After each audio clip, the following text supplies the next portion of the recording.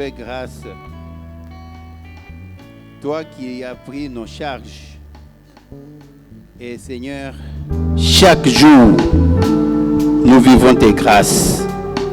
Chaque jour, nous expérimentons, Seigneur, ton amour. Chaque jour, nous voyons combien, Seigneur, mon Dieu, tu t'occupes, tu te préoccupes de nos vies.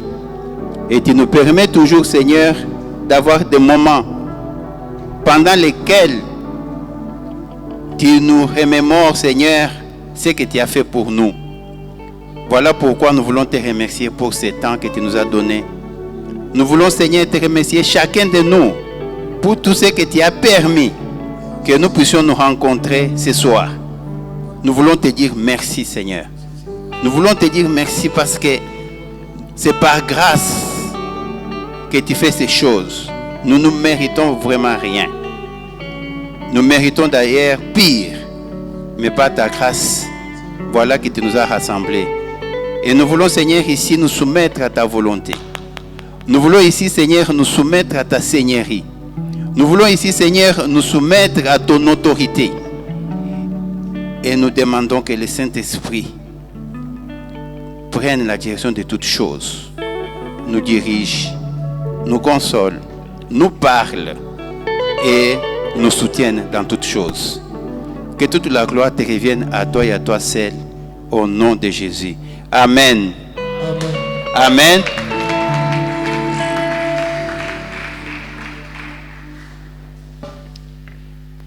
Ce soir, nous rendons grâce au Seigneur qui nous a vraiment, encore une fois de plus, permis d'être ici. Et nous saluons chacun de vous pour cette communion. Parce que, comme la Bible le dit, là où 2 ou 3 sont assemblés en son nom, il est au milieu de nous. Nous voulons aussi saluer sa présence. Ici, je voulais remercier le pasteur, le révérend Jason, pour quelque chose qu'il a fait dans ma vie. Peut-être il ne s'est pas beaucoup rendu compte. Au fait, il faut reconnaître que si je suis ici en train de parler, c'est parce que j'avais senti en lui cette interpellation à chaque fois que je venais ici. Personnellement, je suis du genre à être un peu derrière les gens. Mais il insistait qu'il faut qu'on s'implique dans la vie de l'Église, qu'on s'implique. Ce qui a fait qu'à un certain moment, surtout avec aussi l'appui de l'ancien Kapagama, qui lui d'ailleurs a insisté, ça fait plusieurs jours. Alors, j'ai dit, bon, je ne sais pas. Des fois, je me dis, je ne sais pas si je serai capable de faire quoi que ce soit, mais en tant qu'instrument, nous nous laissons entre les mains du Seigneur pour que lui-même, qui vient nous parler, qui nous parle. Parce que, comme la Bible le dit, nous devons savoir que quand la parole de Dieu vient, elle parle et à celui qui prêche et à ceux qui sont prêchés. Donc, c'est le Seigneur qui nous parle tous et nous voulons vraiment les remercier. Et nous ne voulons pas oublier les comités paroissiaux qui, derrière les révérends, soutiennent ce que nous sommes en train de devenir. C'est pour dire qu'il y a une certaine interpellation pour chacun de nous. Et personnellement, j'expérimente que le Seigneur a donné à chacun de nous quelque chose. Et je me dis, il faudrait toujours que nous soyons à l'écoute pour savoir ce que le Seigneur peut faire pour nous. Ce soir, nous nous sommes rencontrés, c'est pour la quinzaine de prières. Aujourd'hui, c'est le 28, ce qui veut dire que nous avons déjà passé beaucoup de jours. Et il y a eu beaucoup qui sont passés pour nous parler. Et je pense que chacun de nous, pendant ces temps ici, il a pu avoir quelque chose. Cette quinzaine de prières s'est fait à la fin de l'année. C'est pour une raison évidente. Et qu'est-ce qui m'encourage dans cette quinzaine de prières? c'est que c'est pour nous permettre d'évaluer l'année, de nous poser des questions et de voir pendant l'année 2023 quelle a été notre vie, comment est-ce que nous nous sommes conduits, qu'est-ce que nous avons acquis de nouveau, qu'est-ce que nous avons perdu. Donc c'est en quelque sorte une évaluation que nous faisons devant Dieu. Et le thème qui a été donné pour cette quinzaine, qui est intitulé « Ses bontés et sa miséricorde sont inépuisables », pour moi, c'est comme une énergie qui vient pour nous pousser, pour faire de manière à ce que, si jamais les choses n'avaient pas marché, mais ses bontés et sa miséricorde ne s'épuisent pas. Vous savez, la vie, chacun de nous la prend toujours différemment des autres. Les choses, nous les voyons toujours différemment des autres. Mais il y a quelque chose qui est au milieu de chacun de nous, c'est Dieu. Ce qui fait que moi, je conçois la vie telle que je vois, mon frère ou ma sœur conçoit la vie telle qu'il voit, mais nous tous, nous nous rendons compte, mais que cette vie, nous ne pouvons pas la mener comme nous voulons, parce qu'il y a quelqu'un. Et c'est comme ça que quand nous parlons de sa bonté, ses bontés et sa miséricorde, ça nous rappelle, ça nous ramène à l'origine.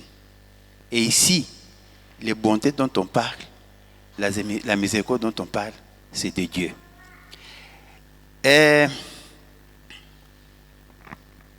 Il arrive qu'à un certain moment, nous sentions que le poids de notre situation a dépassé les limites. Il arrive qu'à un certain moment, nous nous posions plus de questions. Ce qui fait que si ces questions, nous nous les sommes mal posées, ou que ces questions, nous n'avons pas de réponses telles que nous avons voulu, il est possible que nous puissions oublier même que le Seigneur est bon. Il est possible que nous puissions oublier que Dieu nous fait miséricorde. Ici, j'ai aimé, je crois, dans les résumés que le pasteur a fait hier, il est revenu ici quelque chose de, c'est chaque jour. C'est-à-dire les bontés. Quand on dit ça se renouvelle, c'est pour dire qu'il n'y a aucun jour où on se réveille, qu'il n'y a pas la bonté de Dieu, qu'il n'y a pas la miséricorde. Parce que ça ne s'est pas épuisé. En fait, le renouvellement veut seulement dire que c'est éternel. Si hier, nous, individuellement, nous n'avions pas senti cette bonté, nous n'avions pas expérimenté cette miséricorde, alors les jours suivants, si nous cherchons, si nous regardons, nous sentirons toujours la bonté du Seigneur. Nous sentirons toujours cette miséricorde. Nous allons nous lever pour juste lire le texte de Jérémie. S'il vous plaît, nous allons nous lever. Lamentation 3, 18 à 20. Parce que c'est le texte de base. Il dit, quand je pense à ma détresse et à ma misère, à l'absinthe et au poison, quand mon âme s'en souvient, elle est abattue au-dedans de moi.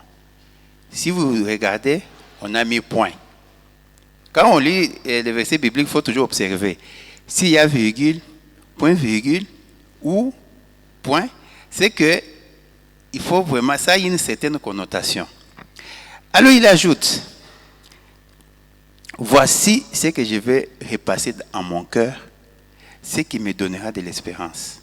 Les bontés de l'Éternel ne sont pas épuisées, ses compassions ne sont pas à leur terme et se renouvellent chaque matin. Oh, que ta fidélité est grande. Merci beaucoup, vous pouvez vous asseoir.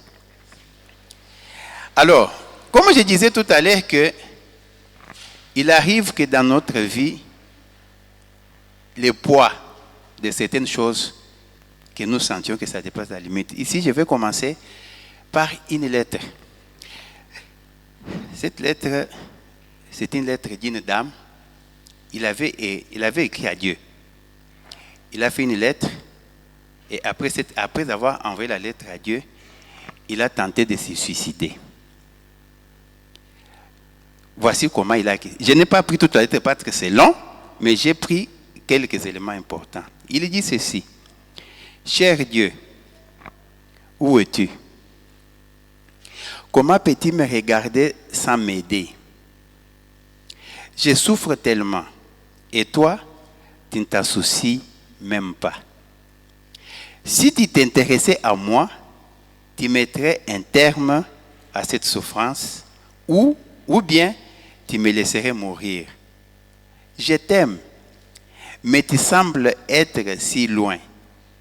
Je ne peux ni t'entendre, ni te sentir, ni te voir. Et pourtant, je suis censé croire que tu es là. Dieu, je sais que tu existes vraiment.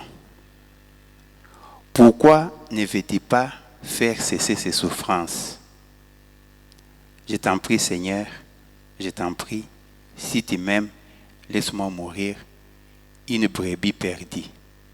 C'est-à-dire qu'il a refusé même de donner son nom. Elle s'est nommée brebis perdue. Mais les questions qu'on peut se poser, est-ce que cette brebis perdue avait-elle raison d'écrire comme ça à Dieu? Est-ce que Dieu est-il réellement étranger à nos souffrances?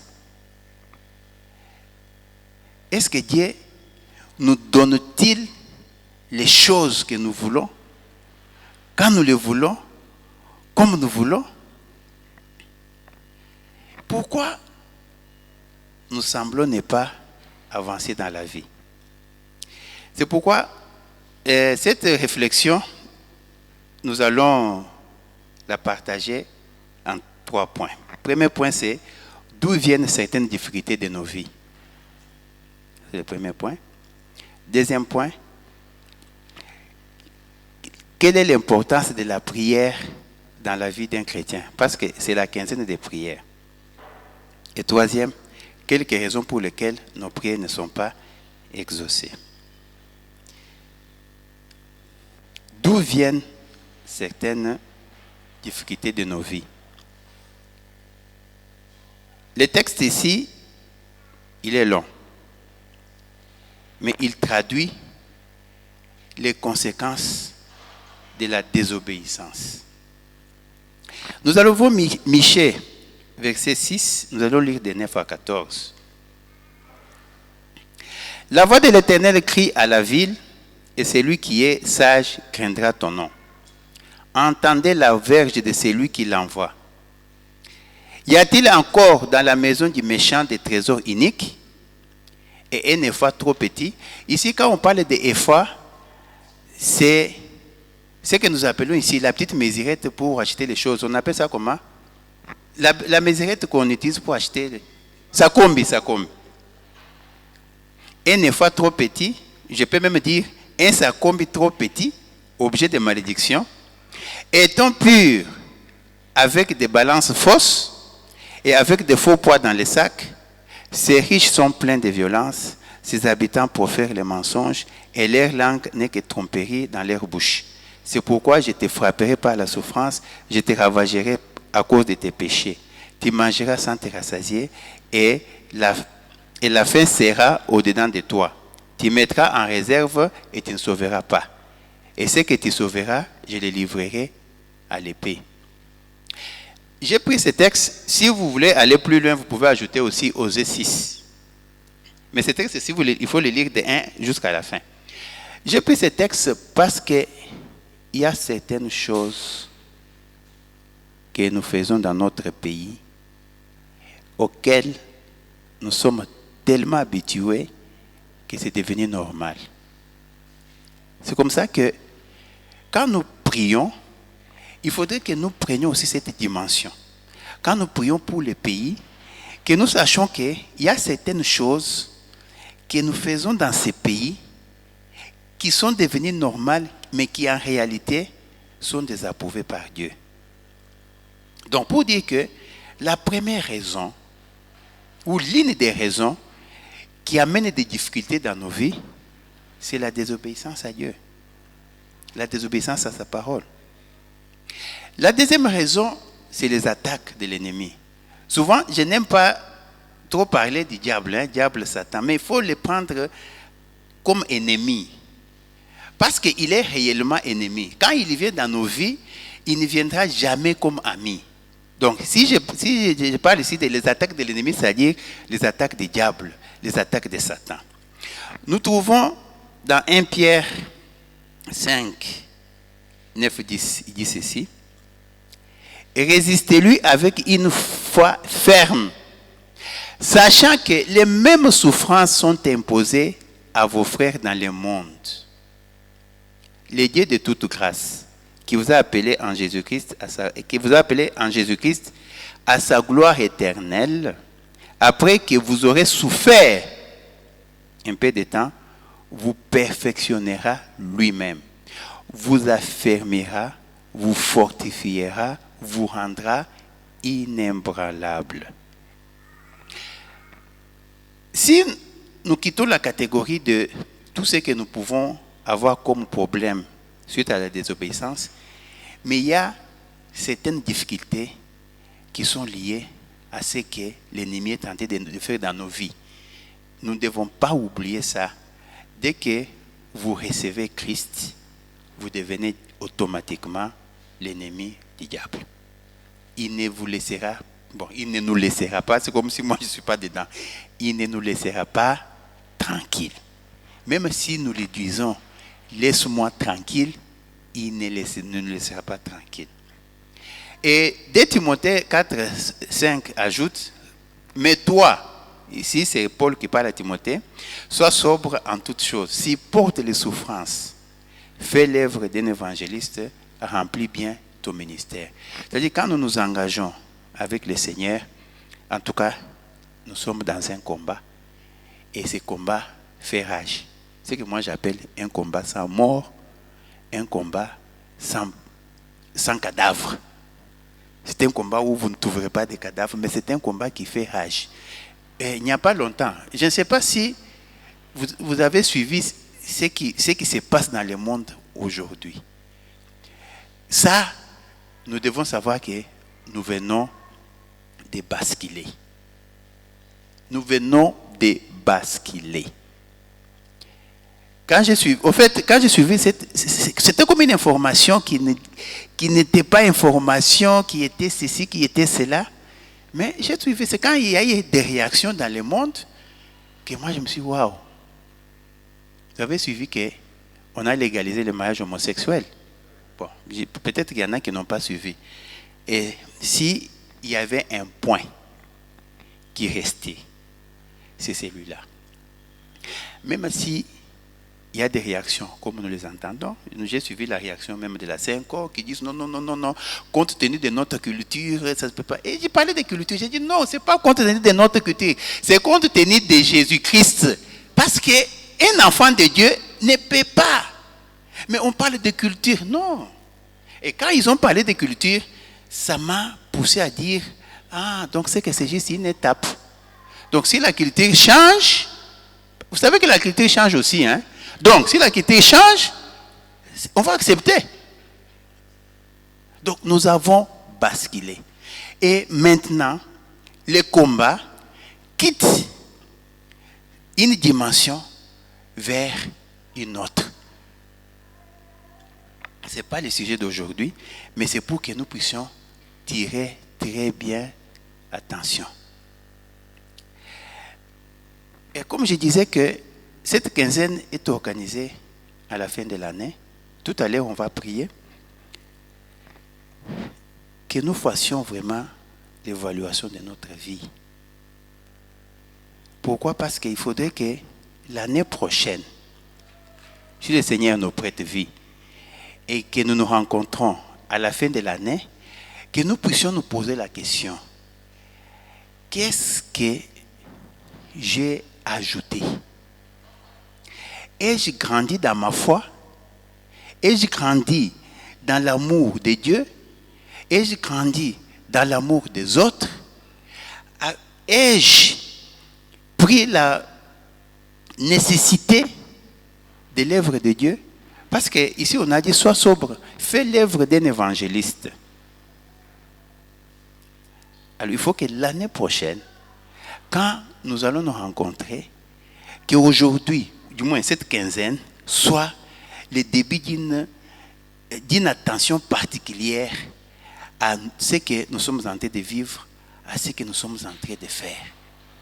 C'est comme je venais de dire, le monde a basculé. C'est comme on est en train d'ajouter dans une bouteille et on vient de mettre tout ce qu'il restait pour que ça fasse quoi? Ça déborde. Alors, c'est une quinzaine de prières. Quelle est l'importance de la prière? Ce qu'il faut dire tout de suite, c'est que la prière, c'est une arme spirituelle. La prière, c'est un dialogue avec Dieu. Quand nous lisons la Bible, nous remarquons quelque chose. Ça, je ne sais pas si vous avez déjà remarqué, mais moi, ça m'arrive souvent.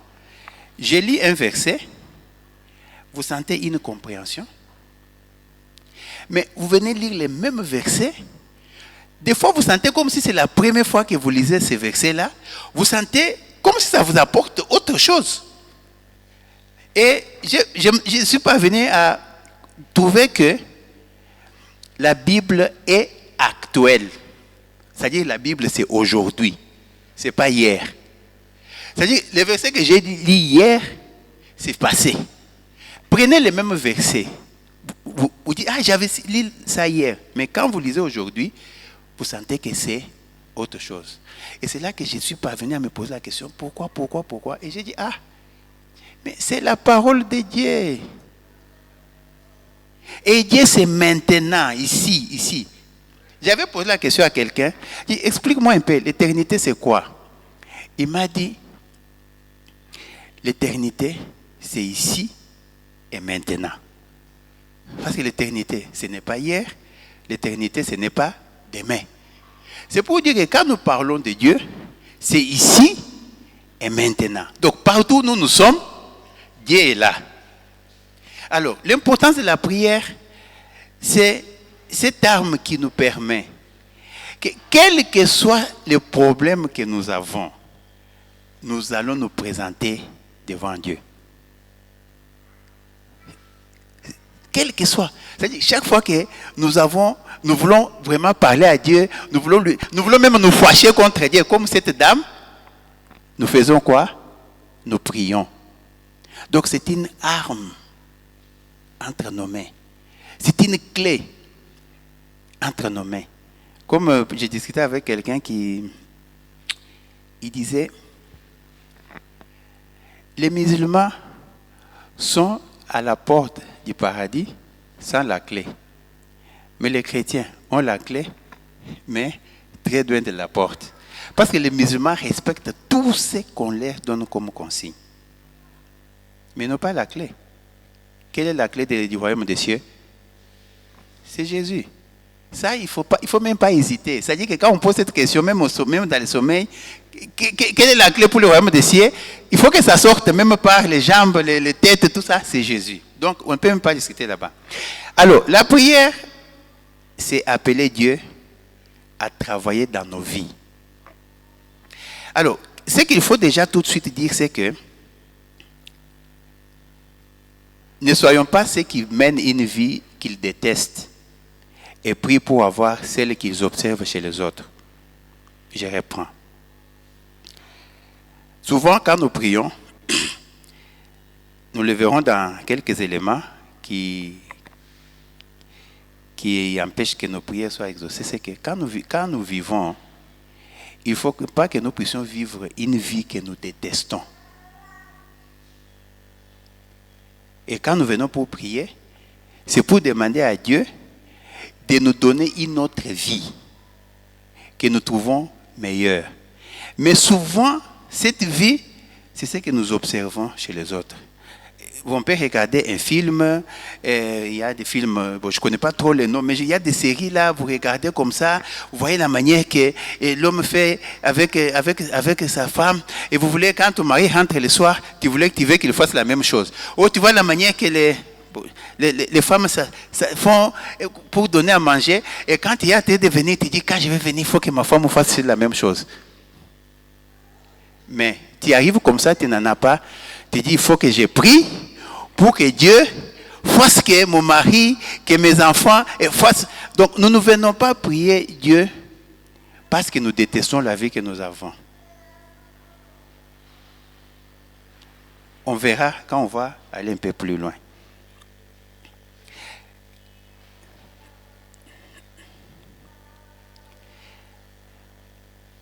Quelques raisons pour lesquelles nos prières ne sont pas exaucées.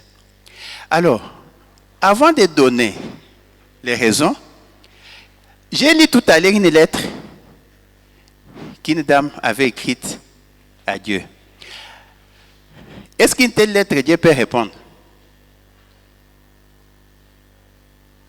La dame avait envoyé la lettre à Dieu. Elle a écrit, et puis elle a envoyé, puis elle a voulu se suicider. C'est quand elle a pris le produit, qu'on est venu, on l'a pris, on a trouvé la lettre à côté, on l'a amené à l'hôpital, tout ça, tout ça. Est-ce que Dieu peut répondre à une telle lettre?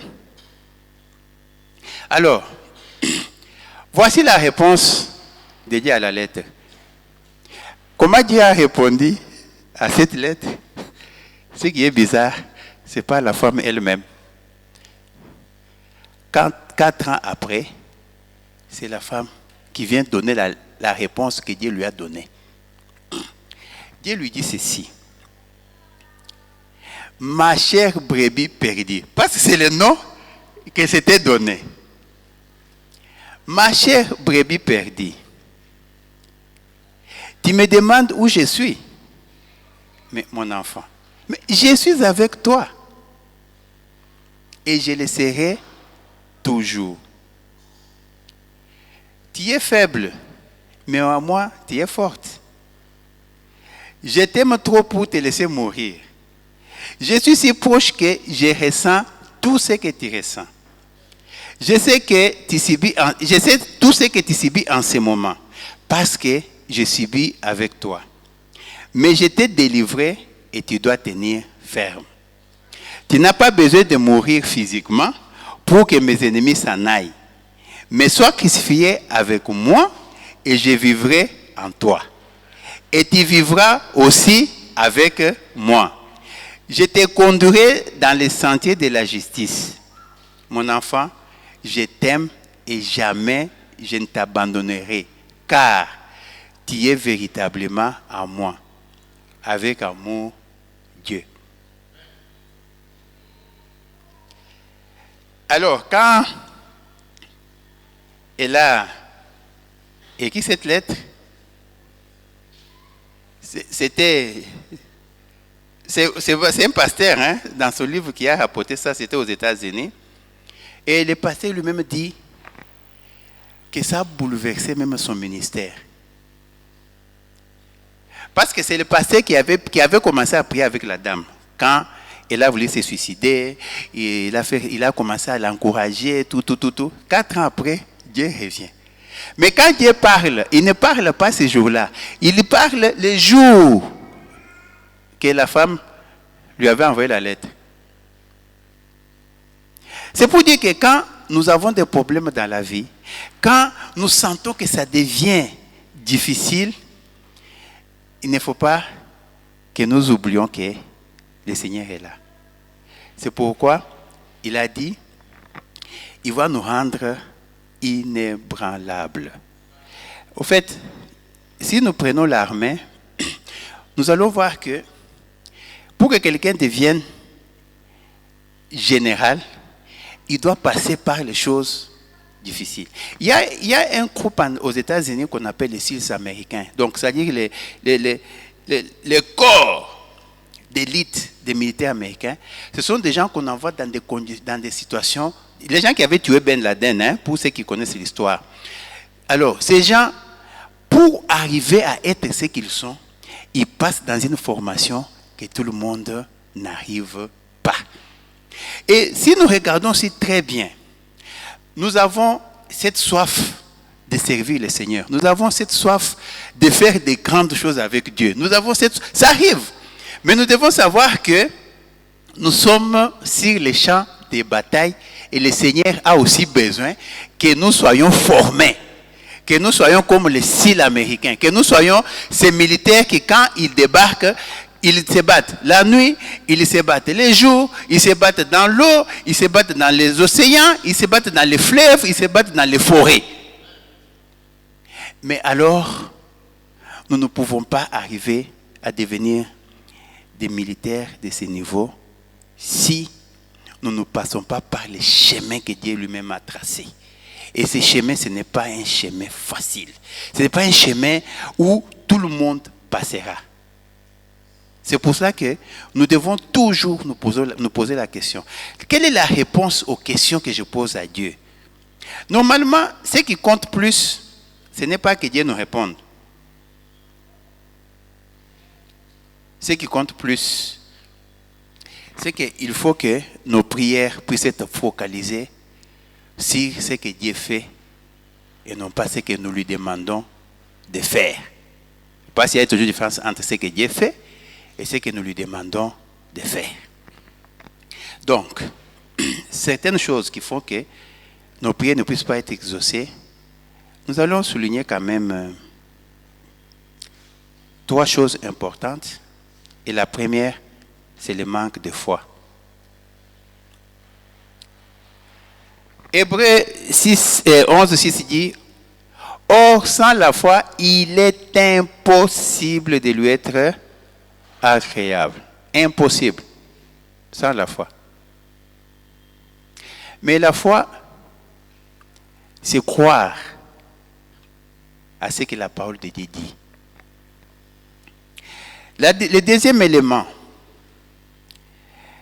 qui fait que nos prières ne puissent pas être exaucées, c'est la convoitise. Nous voyons ça dans Jacques 4:3. Vous demandez et vous ne recevez pas parce que vous demandez mal dans le but de satisfaire vos passions. La convoitise. Nos prières, des fois, sont poussées vers les autres, sont poussées vers ce que nous voulons devenir.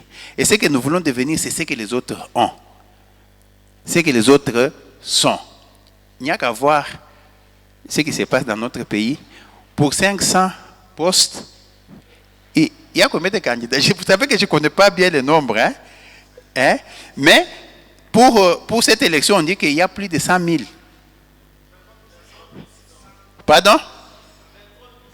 23 600 pour 500 postes, c'est-à-dire 23 100. Mais c'est quand même impossible ça. Hein? Même ceux qui votent, je crois qu'ils auront quand même des difficultés. Tout ça, si vous suivez, vous allez voir qu'il y a eu avant, on parlait d'un certain montant. Et quand les gens ont entendu ce montant, bon, ce n'est pas tout le monde bien sûr, mais il y en a qui se battent juste parce qu'ils veulent. Et ici, il faut aussi reconnaître une chose. Quand nous lisons 2 Corinthiens 9, 10 à 11, il y a quelque chose de très important. Il est dit, c'est lui qui donne la semence au semeur et du pain pour sa nourriture. Vous donnera et multipliera vos semences. Vous savez que des fois, ça nous arrive beaucoup de minimiser le travail que nous avons, de minimiser le travail que nous faisons. Parce que c'est un travail qui ne rémunère pas. Avec ce travail, mes enfants ne vont pas bien étudier et je n'aurai pas assez d'argent.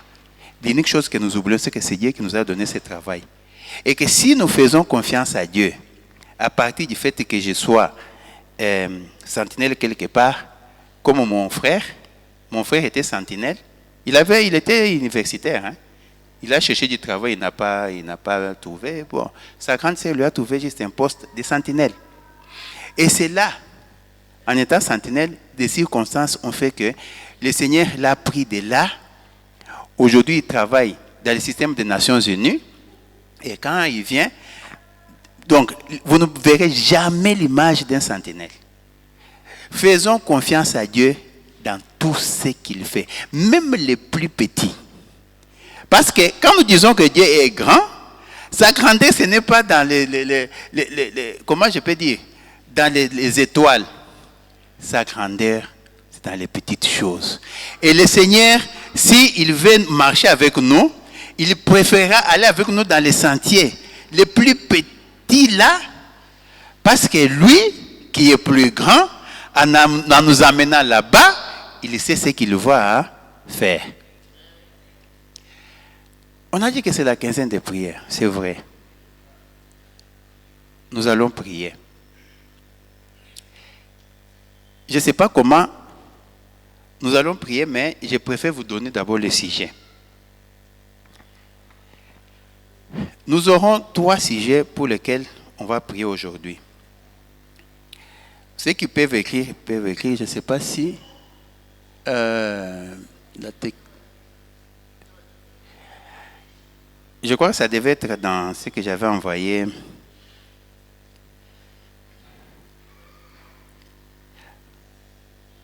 Ah, apparemment, je n'ai pas envoyé ça.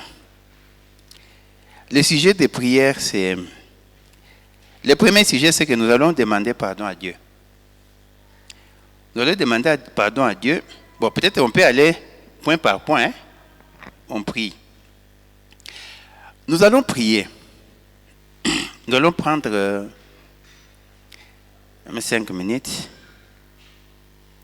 Nous allons demander pardon à Dieu. Pourquoi on va demander pardon à Dieu? D'abord pour 3 choses. La première, le manque de foi. Le manque de foi. Pour la plupart des temps, nous prions, mais nous n'avons pas la foi. C'est comme si nous prions comme une routine. C'est comme si nous nous adressons à quelqu'un qui ne nous écoute même pas.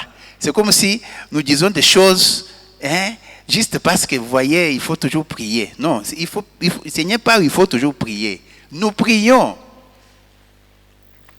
Et deuxième élément pour lequel on va demander pardon à Dieu, c'est ce qui est dit dans Éphésiens 4, 30. N'attristez pas le Saint-Esprit de Dieu, par lequel vous avez été scellés pour le jour de la rédemption. Et le troisième élément pour lequel nous allons demander pardon à Dieu, c'est l'amertume. Hébreux 12, 15 dit ceci. Veillez à ce que nul ne se prive de la grâce de Dieu, à ce qu'aucune racine d'amertume, poussant des rejetons, ne produise du trouble et que plusieurs n'en soient infectés. C'est-à-dire que quand nous avons l'amertume, si nous sommes dans la situation de Notre-Dame qui avait envoyé la lettre à Dieu ici, vous allez voir que tous les gens autour de nous n'auront pas la grâce de Dieu venant de nous. L'amertume inhibe tout ce que Dieu veut faire aux autres par nous. L'amertume coupe les relations. L'amertume nous amène à quelque sorte à être comme des rebelles. Nous allons prendre 5 minutes, que chacun de nous prie pour que le Seigneur nous aide. Que le Seigneur nous pardonne. Que le Seigneur, parce que quand on parle du Saint-Esprit, il a envoyé le Saint-Esprit. Le Saint-Esprit, c'est le consolateur. Mais le Saint-Esprit qui est venu comme consolateur, c'est celui-là que nous sommes en train d'attrister. Et souvent, ce qui attriste le Saint-Esprit, c'est l'amertume. L'amertume ne vient pas de l'extérieur. L'amertume vient du dedans. L'amertume, c'est quelque chose qui nous détruit de l'intérieur. Prions le Seigneur. Seigneur notre Dieu, ce soir, nous voyons combien il est vraiment important que tu puisses nous pardonner. Seigneur, que tu nous pardonnes parce que tu nous as aimés. tu nous as délivrés. Ton Fils a été envoyé à la croix. Il s'est sacrifié pour nous. Il a versé son sang. Mais tu nous as juste demandé de croire. Tu nous as demandé, Seigneur,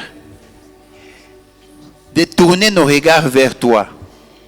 Tu nous as dit, venez à moi vous tous qui êtes fatigués. Venez à moi vous tous qui êtes chargés. Je vous donnerai du repos. Seigneur, ce soir, nous voyons que nous n'avons pas amené nos charges vers toi, comme il est dit dans 1 Pierre 5, 7. Nous ne nous sommes pas déchargés sur toi. Nous avons voulu en même temps te prier, mais en même temps transporter nos charges nous-mêmes. Alors que nous sommes incapables, comme tu l'as dit dans Jean 15, 5. Tu nous as dit, sans toi nous ne pouvons rien faire. Seigneur, ce soir nous te demandons pardon. Nous te demandons pardon, Seigneur, parce que nous ne voulons pas être ces enfants qui ne reconnaissent pas les biens de leur Père. Nous te demandons pardon, Seigneur, parce que nous ne voulons pas être ces enfants qui ne comprennent pas la volonté de leur Père. Oh, Jésus. Je veux être comme Jésus. Seigneur, nous voyons que Jésus a obéi jusqu'à la croix. Il est allé par obéissance. Et il a montré l'exemple. Nous voyons, Seigneur, que tu as équipé les disciples. Les disciples ont suivi. Oh, Seigneur Jésus. Pardonne-nous, Seigneur, pour l'amertume. Pardonne-nous, Seigneur, pour avoir attristé ton esprit. Comment tu vas agir dans nos vies si chaque fois nous attristons ton esprit, Seigneur? Comment est-ce que nous allons marcher, Seigneur, avec toi? Oh, Jésus. Pardonne-nous, Seigneur, ce soir. Pardonne-nous, Jésus. Pardonne-nous. Pardonne-nous ce manque de foi. Pardonne-nous cette amertume, Seigneur, alors que tu nous demandes que tu es avec nous. Mon Dieu. Mon Dieu. Mon Dieu.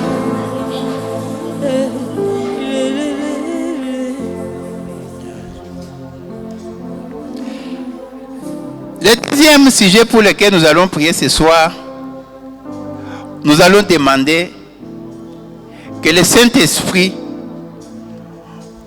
nous aide à croître. Que le Saint-Esprit nous aide à avoir la maturité spirituelle. Parce qu'il est dit dans Jean 16, 7, quand il sera venu, il convaincra le monde en ce qui concerne le péché, la justice et le jugement. Tandis que dans le verset 16, plutôt 13 de 16, il dit, quand le consolateur sera venu, l'Esprit de vérité, il vous conduira dans toute la vérité. Tout à l'heure, nous venons de prier pour que le Seigneur nous pardonne le fait que nous attristons le Saint-Esprit. Mais nous allons prier, comme nous avons demandé pardon, que le Saint-Esprit prenne la direction de nos vies. Que le Saint-Esprit nous conduise. Que le Saint-Esprit nous amène à comprendre ces chemins que le Seigneur nous a tracés. Prions le Seigneur. Oh Seigneur Jésus. Oh Jésus, nous t'amenons ce soir nos vies. Nous amenons nos cœurs, mon Dieu, pour que tu puisses par le Saint-Esprit prendre la direction de nos vies. Que tu puisses, Seigneur notre Dieu, nous assister. Que le Saint-Esprit, qui est notre consolateur, nous équipe, nous pousse à la croissance, nous amène à la maturité, que nous puissions marcher sous la direction du Saint-Esprit. Oh, ce soir, nous avons besoin, Seigneur, que nos vies dépendent totalement de toi. Nous avons besoin que nos vies, Seigneur, ne puissent pas être ce qu'elles ont été. Oh Seigneur. Oh Seigneur. Nous voici devant toi ce soir. Nous voici devant toi, mon Dieu. Toi qui nous as créés, toi qui nous connais. Prends nos vies en main, Seigneur. Prends nos vies, Jésus.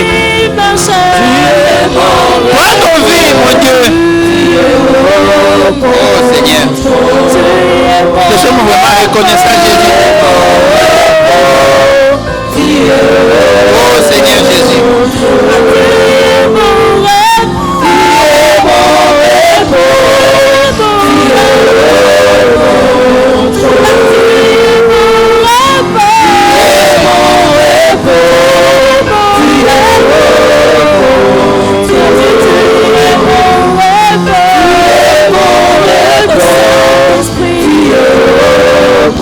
Ce soir, nous avons besoin de toi, Jésus. Cette vie que tu as donnée à chacun de nous, nous ne pouvons pas la gérer. Cette vie ne peut pas être gérée par nous. Nous en sommes incapables. Voilà pourquoi nous nous remettons entre tes mains. Que le Saint-Esprit, le vrai consolateur, que le Saint-Esprit, c'est lui qui est capable de nous diriger, nous dirige. Oh Seigneur Jésus, nous venons vers toi ce soir. Accepte, mon Dieu, de nous conduire dans la voie de la vérité. De nous conduire dans ces chemins, Seigneur, mon Dieu, que seul toi tu connais. Oh Jésus.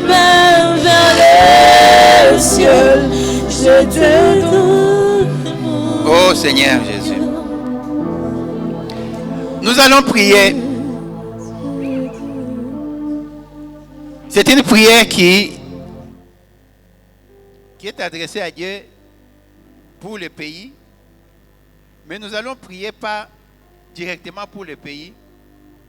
Nous allons prier pour que Dieu envoie les ouvriers. Parce qu'il est dit dans Matthieu 9,36 ceci. Voyant la foule, il fut ému de compassion. Celui dont on parle ici, c'est Jésus. Il fut ému de compassion pour elle, parce qu'elle était languissante et abattue, comme les brebis qui n'ont point de berger. Alors il dit à ses disciples, la moisson est grande, mais il y a peu d'ouvriers. Priez le maître de la moisson d'envoyer les ouvriers dans sa moisson. Nous allons prier pour que le Seigneur envoie les ouvriers dans sa moisson. Notre pays a besoin d'ouvriers. Le peuple congolais a besoin d'ouvriers. Que le Seigneur, en dehors de nous envoyer, qu'il puisse aussi envoyer des ouvriers par milliers qui vont réellement travailler dans notre pays pour que plus il y aura des justes, plus il y aura la crainte du Seigneur, que la situation du pays change. Prions le Seigneur. Ce constat, il avait fait. Ce constat que les foules étaient languissantes. Tout à l'heure, nous avons vu, Seigneur, une de tes filles s'appelait brebis perdue. Mais comment une brebis peut être perdue? Parce qu'une brebis est entre tes mains. Alors que tu prends la charge de chacun de nous. Alors que tu ne perdras personne. Nous ne pouvons pas nous appeler des brebis perdues. Ici, Seigneur, nous voulons que tu envoies des ouvriers pour chercher encore et encore.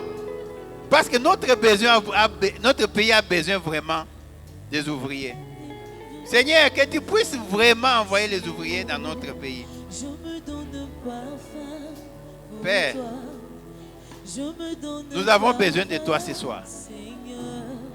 Que le Saint-Esprit, Seigneur, que tu as envoyé, permette qu'il y ait des ouvriers qui l'accompagnent en RDC. Le peuple congolais a besoin, Seigneur, que tu puisses les recueillir entre tes mains. Tu étais venu chercher ce qui est perdu, mon Dieu. Oh, Seigneur Jésus. Voilà pourquoi nous demandons, Seigneur, que tu envoies des ouvriers dans ta moisson. Que tu envoies des ouvriers dans ta moisson. La moisson est grande dans notre pays. La moisson est grande, Seigneur. Nous voyons des foules et des foules qui ont besoin des ouvriers. Nous voyons des foules et des foules qui ont besoin, Seigneur mon Dieu, d'entendre ta parole. Nous voyons des foules et des foules, mon Dieu. Ce soir, Jésus. Oh Jésus. Ce soir.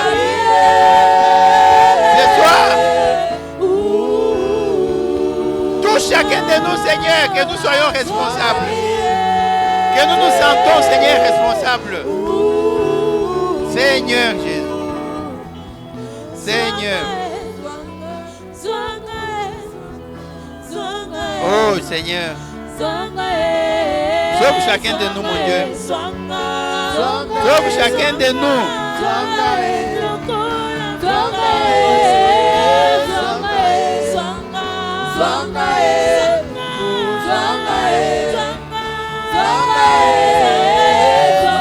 Oh mon Dieu.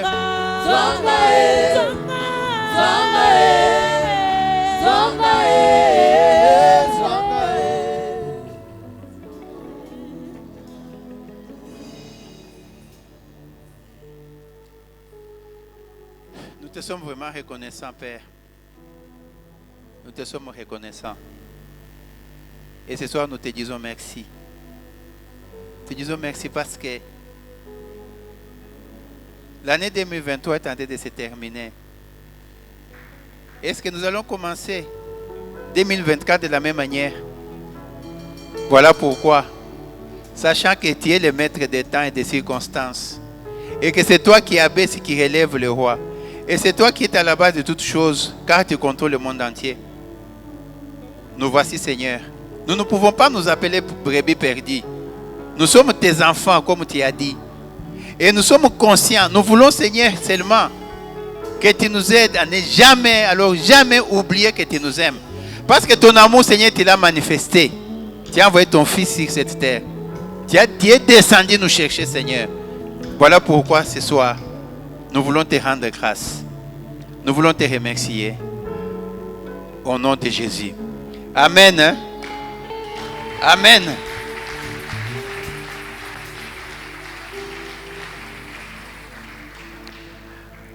Alors, pour terminer, je vais illustrer la foi par un exemple. Un chauffeur qui quitte la ville de Kinshasa vers Matadi la nuit, il n'aura que les phares de sa voiture pour pas voir jusqu'à Matadi, mais juste pour voir les chemins. C'est ça la foi. La foi ne nous permet pas de connaître qu'est-ce qui va nous arriver en 2025, qu'est-ce qui va nous arriver en 2030, comment est-ce que nous serons habillés demain, qu'est-ce que nous allons manger au mois de mars 2028. La foi, c'est juste cette encre que nous avons, cette confiance sans limite que nous avons dans le Seigneur. Parce que nous savons qu'il est là et qu'il nous conduit. Utilisons seulement les phares de notre voiture, qui est la parole de Dieu et la prière. Le Seigneur nous parle par sa parole et nous lui répondons par la prière. Nous sommes comme dans une voiture en train de partir à Matadi. La nuit, on ne voit même pas à gauche, à droite, mais on est fixé. On est fixé devant. Là où il y a des courbures, nous allons partir jusqu'à nous allons arriver à Matadi. Le Seigneur est là. N'écrivons pas des lettres comme Notre-Dame, mais ça a été très bien parce que ça nous amène à voir quel est l'amour du Seigneur, comment le Seigneur nous aime, parce qu'il a dit, je ne te laisserai jamais. Que le Seigneur soit loué.